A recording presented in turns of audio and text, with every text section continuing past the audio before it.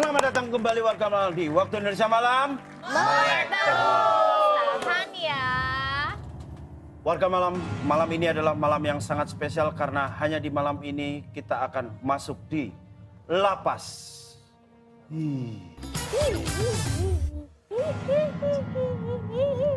Lapas ini adalah laporan cerita serem dari warga malam yang dikasih ke kita ya. Jadi hari ini warga apa? Kenapa? Copetan lo? Nggak ada yang hilang. Iya. Nggak ada yang hilang Mas. Mas, tadi kan kita udah set serem, Mas. Ya, nggak usah tiba-tiba ngancurin dong. Nah, warga malam. Hari ini kita sudah ngepost di Instagram untuk kamu-kamu yang mengumpulkan atau mempunyai cerita-cerita serem ya atau pengalaman horor ya. Nah, kita baca dulu ya yang sudah mengirimkan ceritanya ke kita. Silakan, Franz. Ya, ini dari Steve Haikal. Lagi ngobrol sama ibu aku di kamar.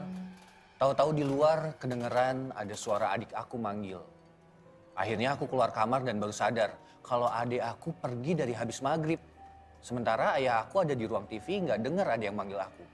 Loh, enggak, Mas Steve Haikal. Ini masalah miskomunikasi antar keluarga. Mas Haikal. Coba diperbaiki komunikasi antara adik, betul. ibu. Itu. Ini cuma ada masalah miskom antar keluarga ya, Bu ya?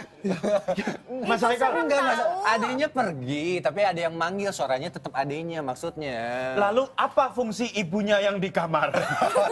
Kenapa dia cerita ibunya yang ada di kamar, Mas Steve Haikal, ya? Lalu apa fungsi ayah kamu ada di ruang TV nggak dengar ada yang manggil? Oh, dia lagi duduk. Lagi duduk. Tapi gue boleh ngecek nggak? Boleh. Haikal boleh lihat telapak tangannya? Ini komentar, bukan video. Bukan video, Bisa kelihatan. Bukan video. Tapi ini kita mungkin pernah mengalami ya, di mana kita kadang-kadang mendengar suara-suara yang kadang-kadang manggil kita, atau suara-suara asing yang pernah terdengar, tapi itu bukan dari Astaga. Wah, pocong. Ada aja. Ternyata itu maksudnya diumpet-umpetin. Oh, iya. Oke. Ini juga ada nih. Dari mana? Dari mana? Sahayut. Kalau dia tiba-tiba matanya keluar, kaget kali ya kita ya?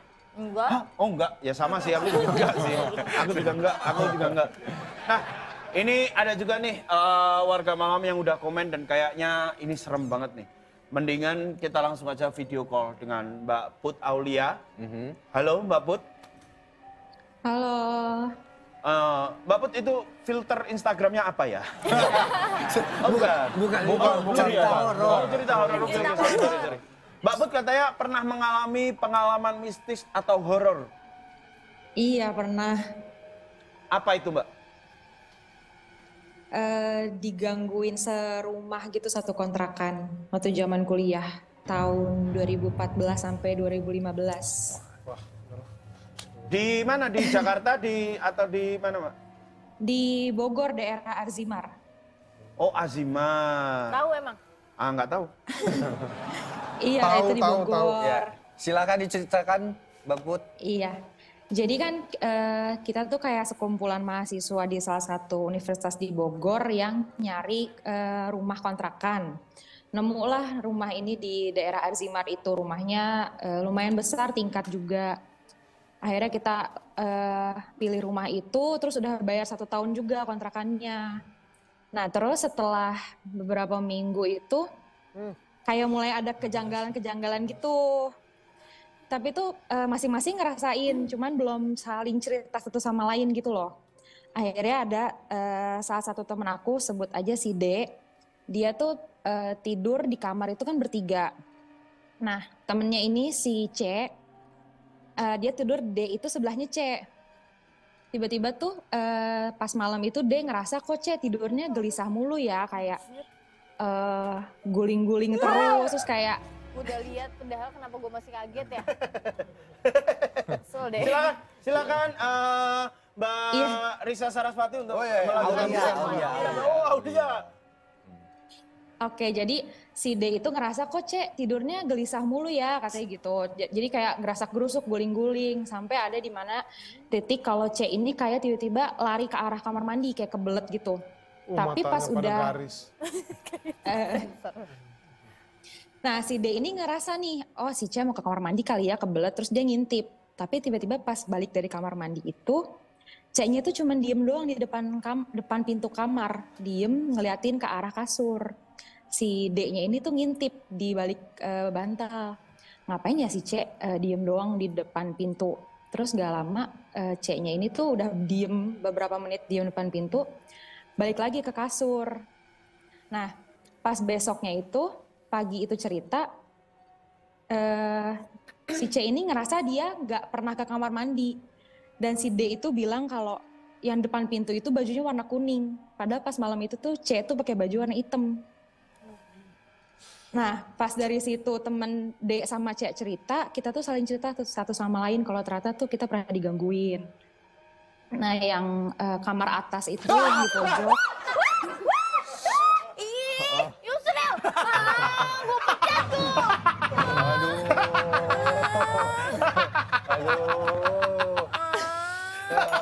Si mbaknya lagi cerita. Oh iya, silakan Mbak Risa dilanjutkan ceritanya. Mas, kalau saya begini-gini agak takut beneran nih. Silakan, tadi Oke, Kak. pakai baju hitam. Kuning. Iya, dari situ. Tapi yang depan pintu yang dilihat kuning. Dari situ kita saling cerita kalau ternyata masing-masing suka ngalamin yang aneh-aneh. Yang kamar atas itu temen ternyata selama ini, jadi dia tuh kenapa setiap malam itu selalu nginep di kosan temen kita yang satu lagi. Ternyata kejawab kalau dia tuh tiap malam tuh kayak ngerasa ada diliatin dan digangguin. Dan kejawabnya itu setelah yang si D ngeliat sosok baju kuning itu. Habis itu kita pernah lagi makan, posisinya tuh makan kita duduknya ngelingkar gitu. Terus aku sama temanku itu ngeliat ke arah arah pintu samping. Jadi jarak rumah kita tuh rumah kontrakan kita sama rumah sebelahnya tuh ada gang kecil yang muat satu orang doang, itu buat tukang sampah ngambil sampah. Nah, pas kita lagi makan tiba-tiba tuh ada pala noleh tapi botak. Itu siang-siang. Pak Oga. Itu tuh kayak cuman beberapa pala noleh, kayak usia udah agak tua tapi nggak terlalu muda juga, terus kayak kusam kumel gitu. Terus aku itu langsung inisiatif lagi karena mau Ada gitar digenjreng bunyi. Emang gitu. Digenjreng. Emang gitu. Terus Mbak Put. Iya, jadi aku tuh langsung inisiatif lari mau nyegat orang itu karena aku takut maling. Karena kita habis dengar, jadi kan emang kawasan kita tuh kanan kirinya kontrakan anak-anak mahasiswa ya, karena kita takut kemalingan. Sempet ada tetangga yang kemalingan. Aku tuh langsung inisiatif ngejegat di depan gang itu. Karena itu kan gangnya cuma muat satu orang yang ibaratnya kalau itu orang lari pasti akan kedenger gerasak-gerusuk dan akan sulit karena ketabrak badannya itu. Ternyata pas mau cegat itu udah nggak ada dan temen aku tuh ngikutin di jendela pun itu udah nggak ada, jadi kita nggak tahu itu siapa yang noleh. Dan yang ngeliat tuh bener-bener jelas pala botak itu noleh di jendela gitu. Terus akhirnya salah satu temanku yang ngelihat sosok baju kuning itu ceritalah ke omnya yang emang punya kemampuan.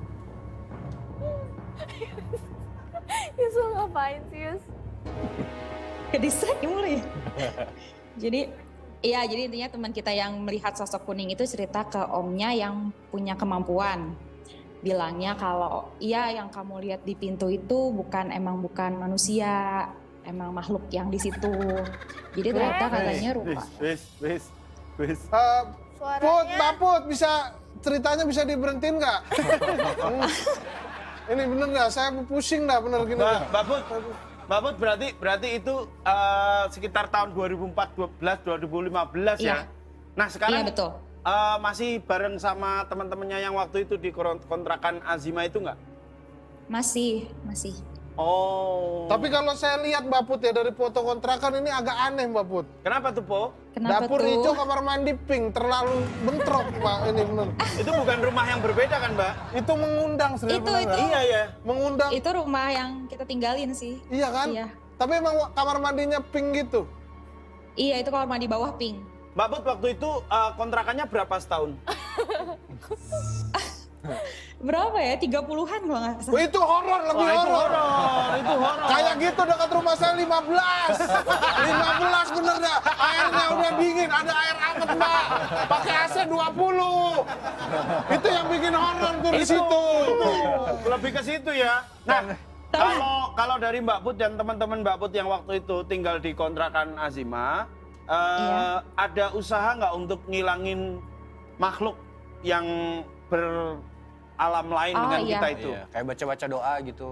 Iya, akhirnya kita tuh tiap malam masang morotol dari YouTube. Pernah kita akhirnya ngajak temen agak banyakan, kayak sekitar 20 orang, kita tuh dari maghrib sholat jamaah, lanjut yasinan.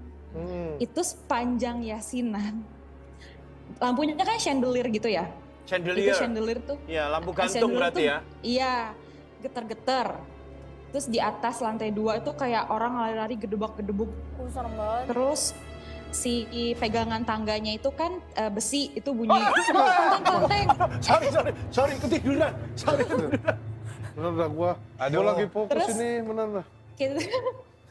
Kita tuh ngelihat semua anduk yang kita gantung tuh goyang-goyang gitu. Jadi akhirnya, tapi kita terusin yasinnya sampai sholat isya, itu kayak berlangsung cuma seminggu gitu. Terus kayak nggak kuat aja gitu akhirnya. Tapi kepalang udah bayar setahun gitu. Kepalang udah bayar setahun berarti ya? Iya. Iya, jadi Nah, oke, terima dijalanin. kasih Mbak Put atas cerita-ceritanya.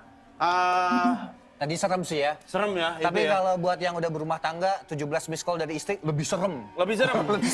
Saya pernah dapat 32. Wow. Oke, terima kasih Mbak Put, sehat-sehat selalu. Terima kasih sudah Sukses berbagi untuk cerita. rencana kedepannya ya. Aduh, Itu Baby tadi. takut banget nih, serem. Takut mana sama Apa? nggak jadi deh. Apa? Nggak jadi. Apa? Nggak mau. Jangan kemana-mana, tetap di waktu Indonesia. Jangan kemana-mana warga malam, tetap di waktu Indonesia malam. Melek terus.